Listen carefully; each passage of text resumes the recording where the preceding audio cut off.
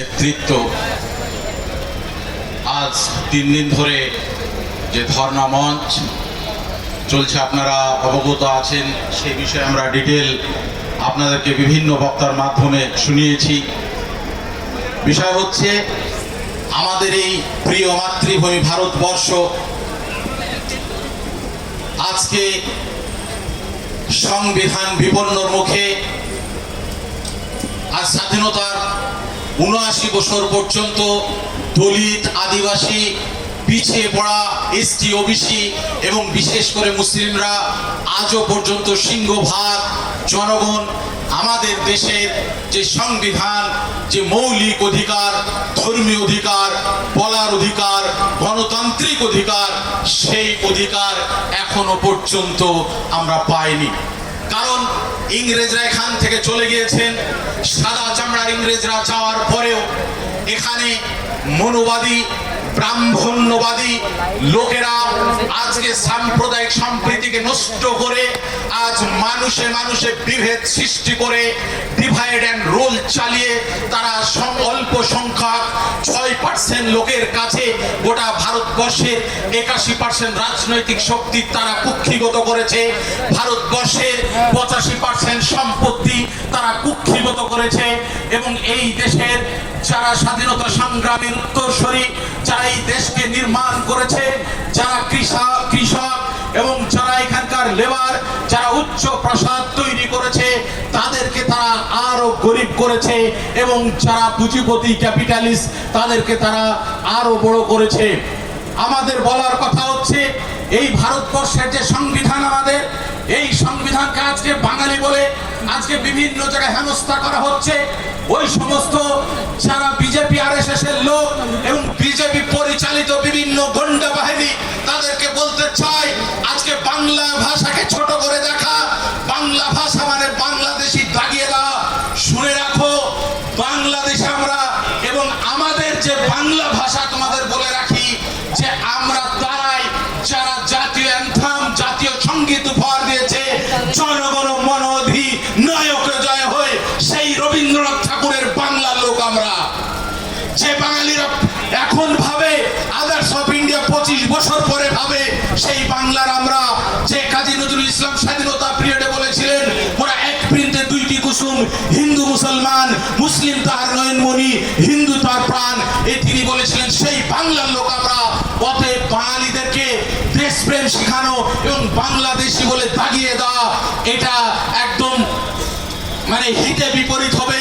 এবং বিজেপি যে বাঙালির অস্তিত্বকে, বাঙালির যে মর্যাদাকে তারা আজকে ঠেস পৌঁছেছে, আঘাত পৌঁছেছে, সেইখানে আজকে তারা রেহাই পাবে না। তারা এখানে এবং এই যে আমাদেরকে একটা হিন্দু মুসলিম বলে একটা ডিভাইড অ্যান্ড রোল করার চেষ্টা করছে, আমরা বলতে চাই যে ইংরেজরা এক সময় চেষ্টা করেছিল এই ভারতবর্ষের মাটিতে হিন্দু মুসলিম ডিভাইড করে তারা তাদের রাজত্বকে তারা আরো অনেক দিন নিয়ে যাবে। কিন্তু এখানে বিসমিল আজিমাবাড়ি এবং আপনার ক্ষুদিরাম বসু থেকে শুরু করে মৌলানা আবুল কালাম, নজরুল ইসলাম এবং আপনার ভগৎ সিং থেকে শুরু করে সকলে কাঁধে কাঁধ মিলিয়ে যারা আধুনিক অস্ত্র শস্ত্র নিয়ে এই আমাদের প্রিয় মাতৃভূমির আমাদের পূর্বসূরিদেরকে তারা ভয় দেখানোর চেষ্টা করেছিল, ইংরেজদের পুলিশ বাড়িতে পাঠিয়েছিল। আমি বলতে চাই আমাদের এই যে ধর্ণা মঞ্চে 20 তারিখে বসানোর কথা ছিল, কিন্তু এই পশ্চিমবঙ্গ সরকার, মমতা ব্যানার্জি আমাদের এই কনস্টিটিউশন প্রোটেকশন ফর্মের সমস্ত নেতাদেরকে তারা 24 ঘন্টার জন্য আটক করে রেখেছে। আমরা ইংরেজদেরকে ভয় না পেয়ে মাথায় কাফন বেঁধে তাদেরকে বিদায় দিয়েছি। আমরা কারো কাছে ভয় করার লোক নই, আমরা ভয় করার নেতা নই যে আমরা এখানে ভয় করে থাকবো। আপনাদের স্পষ্ট বলতে চাই যে সাভারকার ওই কালাপানির জেলে 3 বার মাফিনামা লিখেছিল, আমরা সেই মাফিনামা লিখার লোক নয়। আমরা আরো বলতে চাই যারা আজকে বাংলা বিদ্বেষী করতে চাও, এই ডক্টর আম্বেদকর, ভীমরাও আম্বেদকর জি যে সংবিধান রচনা করেছিলেন, এই ডক্টর আম্বেদকরকে সেই সময় জিতানোর জন্য কারো পকেট পাঠা ছিল না। আমরা এই বাঙালিরা ডক্টর আম্বেদকরকে এই বাংলায় নিয়ে এসে তাকে জিতিয়ে আমরা পার্লামেন্টে পাঠিয়েছিলাম এবং সংবিধানের চেয়ারম্যান করে সেই সংবিধান রচনা করেছিল। আমরা সেই জাতি। অতএব বাংলা, আমরা হিন্দি, আমরা উর্দু এসব আমরা বুঝি না। আমরা এই ভারতের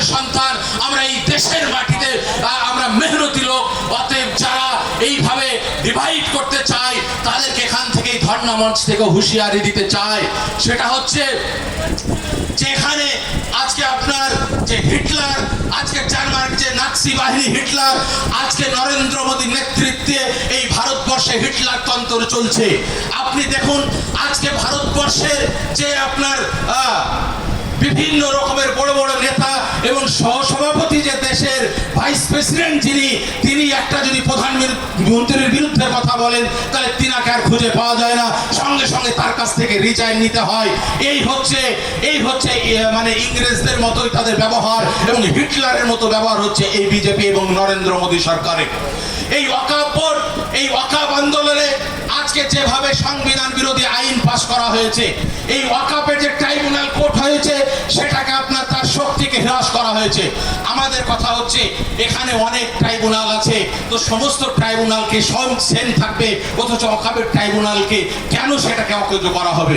কারণ হচ্ছে এবং এই ওয়াকাফ সম্পত্তি নিয়ে আজকে যে ছিনিমিনি খেলা হচ্ছে, প্রত্যেকটা পার্টি এই ওয়াকাফের সম্পত্তির হিসাব দেওয়া হয় না, জনগণকে জানানো হয় না। এবং আমাদের এই পশ্চিমবঙ্গে আমাদের টোটাল কত ওয়াকাফ সম্পত্তি আছে, বছরে কত টাকা আয় হয়, সরকার কত টাকা কোন খাতে, শিক্ষা খাতে, স্বাস্থ্য খাতে, কোন খাতে খরচ করেছে, তার ডকুমেন্টস এবং তার হিসাব আমাদের এখানে পেশ করতে হবে। তা নয় আজ প্রত্যেকটা সরকার তারা তাদের ওই আপনার ক্যাডার বাহিনীকে, তাদের লেফেল বাহিনীকে এই ওয়াকাফের সম্পত্তি থেকে তারা পুষছে। আজকে আমরা এখানে দেখতে পাই আজ বিভিন্ন ওয়াকাফ সম্পত্তি, আজকে বিভিন্ন রুম আছে, বিভিন্ন হোটেল আছে, বিভিন্ন ঘর আছে, আজকে তারা স্টুডেন্টের নাম বাদ দিয়ে, স্টুডেন্টদেরকে বাদ দিয়ে তাদের ক্যাডারদেরকে 2 টাকা 10 টাকায় 5 টাকায় ঘর ভাড়া দিয়ে রেখেছে সরকার। এই দিন শেষ হয়ে গেছে।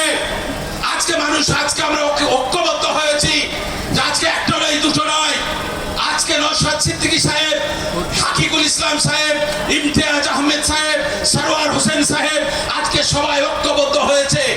আজকে নরেন্দ্র মোদী যেমন 3 মার্চ আপনার আমাদের জাতীয় সভাপতি এসডিপিআই এমকে ভাইজিকে অ্যারেস্ট করে আপনার আন্দোলনকে রোখা যায়নি, আরো আন্দোলন বেড়ে গিয়েছে। অনুরূপভাবে নওশাদ সিদ্দিকী সাহেব, হাকিকুল ইসলাম সাহেব, ইমতিয়াজ আহমেদ মোল্লাকেও অ্যারেস্ট করে এই আন্দোলনকে রোখা যায়নি এবং আগামী দিনে রোখা যাবে না। এখান থেকে বলতে চাই এই ধর্ণা এখানে শেষ নয়, এই ধর্ণা হচ্ছে এখানে শুরু, এই ধর্ণা হচ্ছে এখানে শুরু। আগামী দিনে প্রত্যেকটা জেলায় জেলায় গিয়ে, প্রত্যেকটা শহরে গিয়ে এই এসআইআর এর বিরুদ্ধে এবং ওয়াকাফ সংশোধনী আইনের বিরুদ্ধে এবং যে মমতা ব্যানার্জি এখানে একনায়কতন্ত্র করছেন এবং যে সমস্ত মানুষরা তাদের গণতান্ত্রিক অধিকারের কথা, তাদের মৌলিক অধিকারের কথা, সংবিধানের কথা বলতে চাচ্ছেন, তাদেরকে তিনি অ্যারেস্ট করছেন, পুলিশের ভয় দেখাচ্ছেন। আপনাদের আরো একবার বলে দিই, ইংরেজরা আমাদের বাড়িতে পুলিশ সকালে পাঠিয়েছিল, বৈকালে পাঠিয়েছিল, সন্ধ্যাবেলায় পাঠিয়েছিল, তবু শিয়ালকোট থেকে সাদেকপুর পর্যন্ত প্রত্যেকটা গাছালেনদেরকে ফাঁসি দেওয়া হয়েছিল, তারপর আমরা সেদিন থেমে থাকিনি। অতএব মমতা ব্যানার্জিকে হুঁশিয়ারি দিতে চাই, সংবিধানের যে আন্দোলন সেটা চলবে, এটাকে যদি দমানোর চেষ্টা করা হয়, আগামী দিনে পশ্চিমবঙ্গের আনাচে কানাচে, অলিতে গলিতে, প্রত্যেকটা জায়গায় আমরা কোনো জায়গায় ছেড়ে কথা বলবো না। কারণ হচ্ছে আমাদের না মমতা ব্যানার্জি, না নরেন্দ্র মোদী। আজকে দেখুন বুদ্ধদেব বাবু তিনি বলেছিলেন মাদ্রাসায় সন্ত্রাস তৈরি হয়। বুদ্ধদেব বাবুকে এই পশ্চিমবাংলার আপামর জনসাধারণ তারা চেয়ারে বসিয়েছিল, কিন্তু সেই বুদ্ধদেব বাবুকেও সেদিন চেয়ার থেকে নামিয়েছিল। আপনি যদি মানুষের এই যে সাংবিধানিক অধিকার, গণতান্ত্রিক অধিকার, সেই অধিকারে হস্তক্ষেপ করেন, সেই অধিকারে বাধা প্রদান করার চেষ্টা করেন, তাহলে আজকে আপনাকেও ছেড়ে কথা বলা হবে না। আমাদের এই ফোরাম হচ্ছে সংবিধানের পক্ষে এবং ধর্মনিরপেক্ষতার পক্ষে।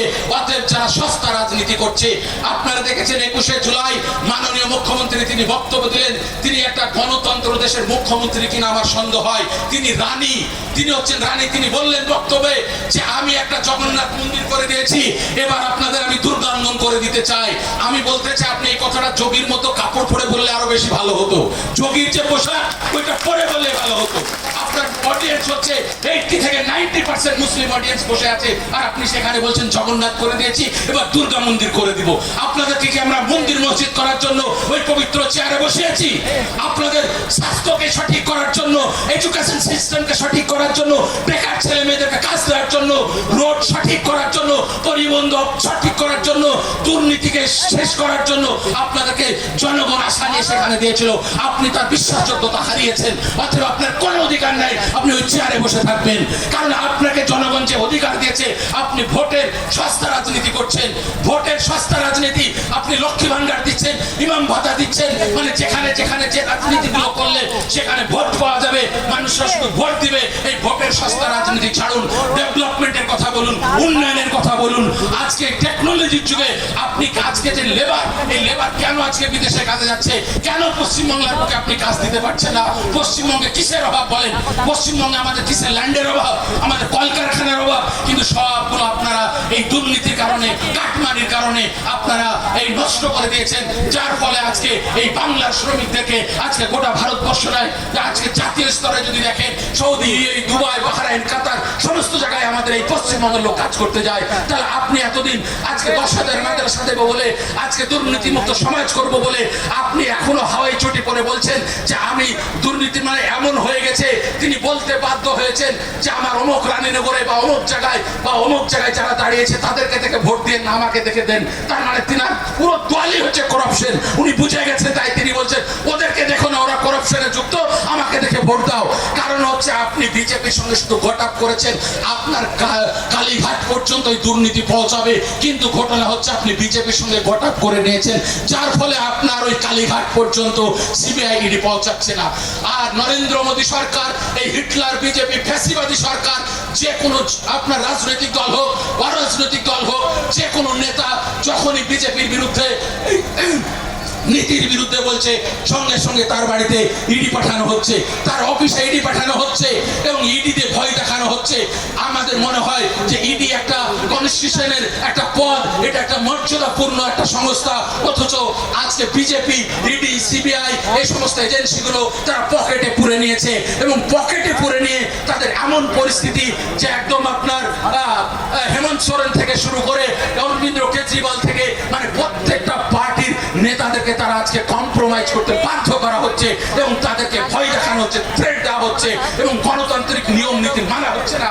সেই কারণে আপনারা জানেন যে অকাপ সম্পত্তি যখন সর্বপ্রথম আপনার হয়, সেই সময় social Democratic party of India SDPI গোটা ভারতবর্ষব্যাপী 600 খানা ক্যাম্প করেছিল, 600 খানা প্রোটেস্ট বের করেছিল। সেই জন্য এমকে ফাইজে আমাদের জাতীয় সভাপতি, তিনাকে অ্যারেস্ট করে রাখা হয়েছে। আমি কেন্দ্র সরকার এবং রাজ্য সরকার উভয়কে বলতে চাই, কোনোদিন পুলিশ দিয়ে কোনো ভয় দেখিয়ে সংবিধানের যে অধিকার, মৌলিক যে অধিকার, এই অধিকারকে রুখে রাখা যাবে না। সাময়িক আপনি স্তব্ধ করতে পারেন, কিন্তু সেটা এমন ভাবে আরো বাম্পার হয়ে আসবে যেমন বুদ্ধদেব বলে আপনার 14 তলা থেকে নিচে এসেছিল। আমি বলতে চাই যে মমতা ব্যানার্জি এবং অমিত শাহ, নরেন্দ্র মোদী হুঁশিয়ার, এটা কোনো রাজতন্ত্র নয়, এটা হচ্ছে ডেমোক্রেটিক কান্ট্রি, অতএব এটা সংবিধান অনুযায়ী চলবে। আমরা না কাউকে ভয় পাই এবং না কাউকে ভয় দেখাই। আমরা যদি ভয় পাই, আমাদের সংবিধানকে ভয় পাই, সংবিধানকে সম্মান করি, সংবিধান মোতাবেক দেশ চলবে। তার সামনে যারা আসবে, আমাদের এই কনস্টিটিউশন প্রোটেকশন ফোরাম কোনোভাবে কম্প্রোমাইজ করবে না, আপোষ করবে না। এই দুটো কথা বলে আপনাদের সম্মুখে বক্তব্য করছি। কনস্টিটিউশন ফোরাম জিন্দাবাদ, এসডিপিআই জিন্দাবাদ, ভারতের সংবিধান জিন্দাবাদ। Thank you.